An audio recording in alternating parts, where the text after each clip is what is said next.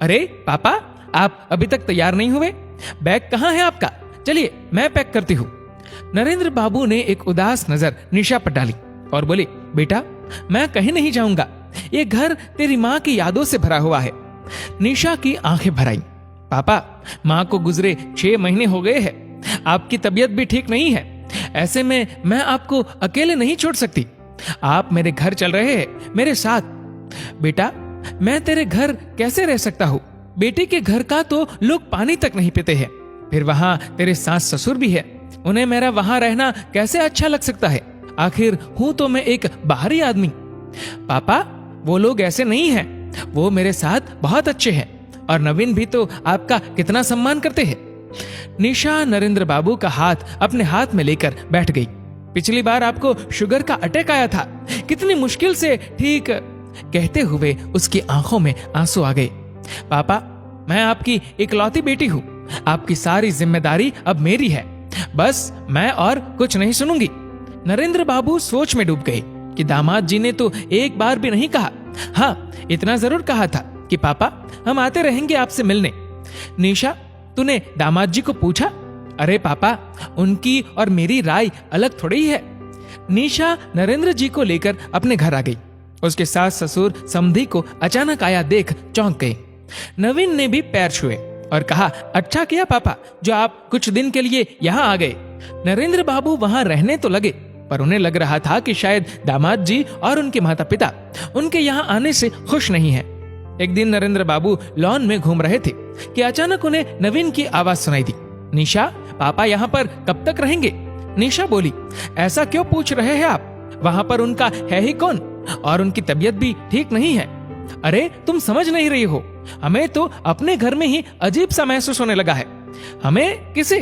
अच्छा mummy papa जी ने कहा आपसे, अब तुम जो भी समझो। अरे वहां पर उनकी अच्छी व्यवस्था कर सकती हो। नरेंद्र बाबू और नहीं सुन सके, कांपते हुए कदमों से वापस कमरे में आ गए और वापस लौटने की तैयारी करने लगे। निशा बोली, पापा ऐसे कैसे जाएंगे आप? नरेंद्र बाबू उसे डांटने लगे।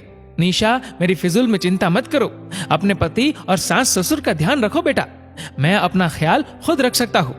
बेटा बहुत दिन हो गए, अब जाना चाहिए। निशा कहती है, मैं नवीन से बात करती हूँ, अभी आपकी तबीयत ठीक नहीं है, जब आप ठीक हो जाएंगे तो मैं आपको खुद छोड़ाऊंगी। नहीं निशा देखो, मैं तुमसे नाराज हो जाऊंगा। सुबह का वक्त था, तो निशा नाश्ता बनाने लगी। नाश्ता बनाते बनाते सोच रही थी कि पापा को किसी ने कुछ तो कहा है।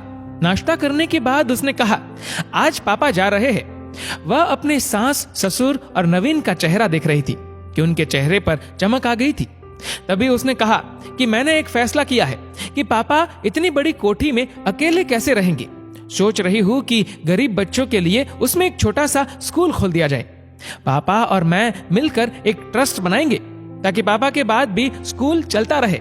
और पापा आपकी वो जमीन पड़ी है ना, उसे बेच देते हैं, 2 करोड़ की वैल्यू है उसकी। उन पैसों को ट्रस्ट के फंड में जमा कर देंगे, बाकी आपकी पेंशन और फंड आपके लिए बहुत है। पापा मैं आज से ही इस पर काम शुरू करती हूँ। नरेंद्र बाबू आश्चर्य से निशा को देख रहे थे। नवीन की आंखों के सामने तो अंधेरा छा गया। उसके मम्मी पापा का मुंह खुला रह गया। मन ही मन हिसाब करने लगा, 5 करोड़ की कोठी, 2 करोड़ की जमीन और फंड, इतना बड़ा नुकसान।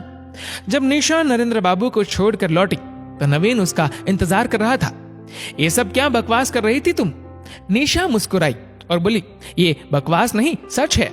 ऐसा मैं इसलिए करूंगी कि किसी को भी मेरे पिता की मौत का इंतजार न रहे। पापा ने मेरी शादी पर ऐसी कौन सी चीज है जो नहीं दी? नवीन गुस्से से बोला, ये तो उनका फर्ज था।